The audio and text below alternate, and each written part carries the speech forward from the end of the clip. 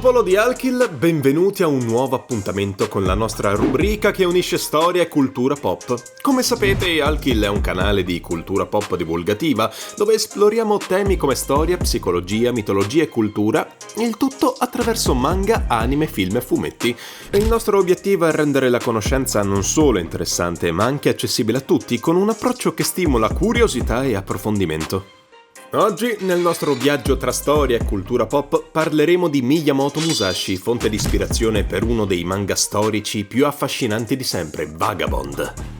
Vagabond è un manga che narra la vita di Miyamoto Musashi, ispirato al celebre romanzo Musashi di Eiji Yoshikawa. La storia ha inizio con Takezo, un giovane di soli 16 anni, violento ed irrequieto, che sopravvive alla devastante battaglia di Sekigahara, uno degli scontri più sanguinosi della storia giapponese. Questo evento funge da innesco per la creazione della leggenda che oggi conosciamo come Miyamoto Musashi. Nel manga, dopo essere stato dichiarato fuori legge, Takezo intraprende un viaggio che non è solo fisico, ma soprattutto interiore.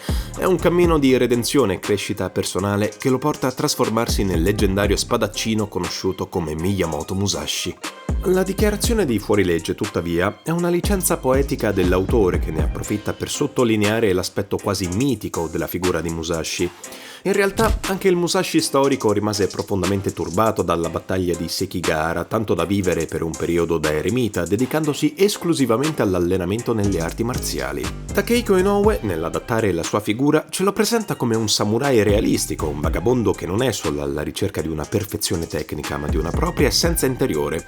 Questo realismo che pervade l'opera sia dal punto di vista storico che psicologico è uno degli aspetti più affascinanti e potenti di Vagabond. In Vagabond, Inoue racconta attraverso duelli epici, incontri filosofici e momenti di profonda introspezione che riflettono anche la reale personalità del samurai, il viaggio spirituale di Musashi. Nel manga Musashi non si limita ad affinare la sua tecnica con la spada, ma si interroga continuamente sul vero significato della forza, della vita e della morte. Questi temi universali, la solitudine, la ricerca della perfezione e il conflitto interiore, sono ciò che rende Musashi un personaggio non solo leggendario, ma profondamente umano e complesso. È un uomo che si interroga non solo sulla spada, ma su ciò che rappresenta il suo ruolo in un mondo che sembra non avere più certezze morali. Un personaggio che cerca risposte proprio come quelle che emergono dalle cronache storiche dell'epoca. Inoue ha realizzato un lavoro straordinario nel fondere storia e finzione. La figura di Musashi Miyamoto è realmente esistita e nasce nel 1584.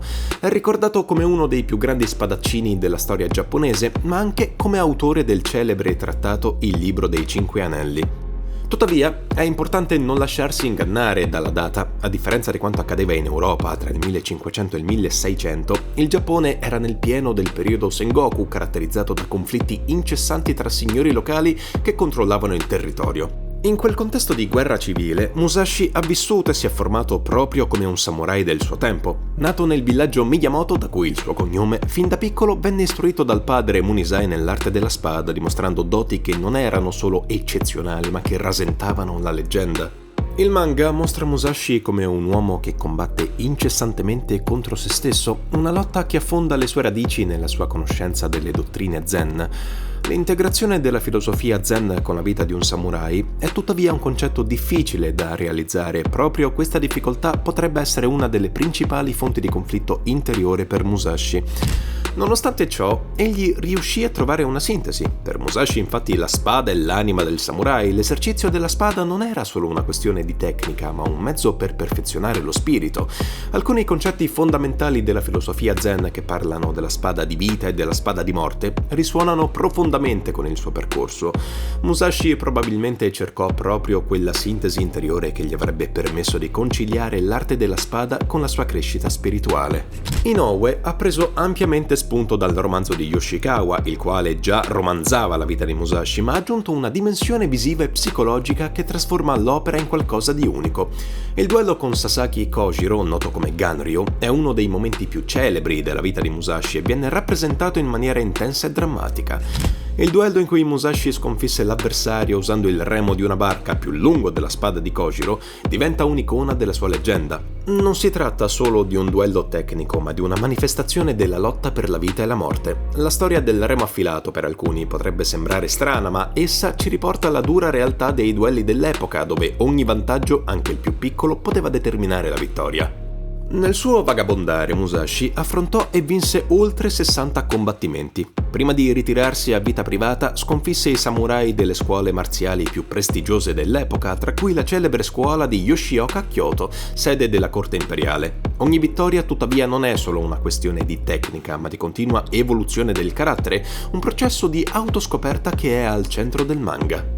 Tuttavia Inoue non si limita a seguire la storia ufficiale, introduce elementi di finzione e riflessioni personali che esplorano il lato umano di Musashi, trasformando Vagabond in una riflessione universale sulla natura dell'uomo, sulla ricerca della perfezione e sull'autocomprensione.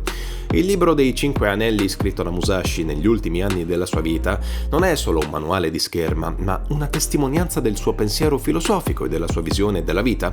In esso Musashi ha racchiuso tutta la sua esperienza, la sua lotta interiore e ciò che ha appreso nel corso della sua esistenza. Un uomo che, come rappresentato nel manga, non era solo un grande samurai, ma anche un pittore, un poeta e un pensatore di grande profondità.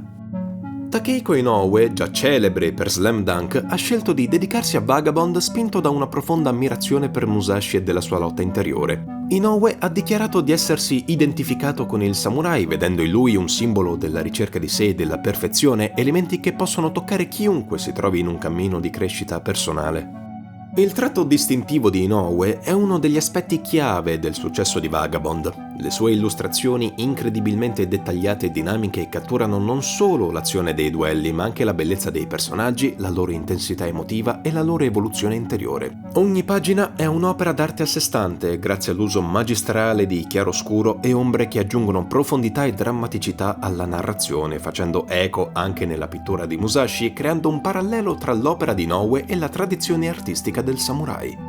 Inoue ha scelto di rappresentare Musashi non come un eroe invincibile, ma come un uomo imperfetto in continuo divenire. Sebbene non ci siano documenti storici che attestino la sua sconfitta in duello, è plausibile che Musashi durante la sua giovinezza abbia affrontato e subito alcune sconfitte. Eppure, la sua figura è diventata leggendaria, celebrata come un eroe nei racconti e nelle leggende che si sono sviluppati negli anni successivi alla sua morte. L'approccio di Inoue svuota il personaggio della sua aura mitica e lo rende più umano, permettendo ai lettori di immedesimarsi nella sua ricerca interiore, nelle sue difficoltà, nelle sue vittorie e nei suoi fallimenti.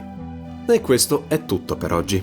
Cosa ne pensate di Musashi e di come la sua figura sia stata raccontata in Vagabond? Avete mai letto il manga o vi ha colpito qualche altro aspetto della sua storia? Fateci sapere nei commenti qui sotto, siamo curiosi di conoscere le vostre opinioni. Se il video vi è piaciuto, non dimenticate di lasciare un bel mi piace e di iscrivervi al canale per non perdervi i prossimi appuntamenti.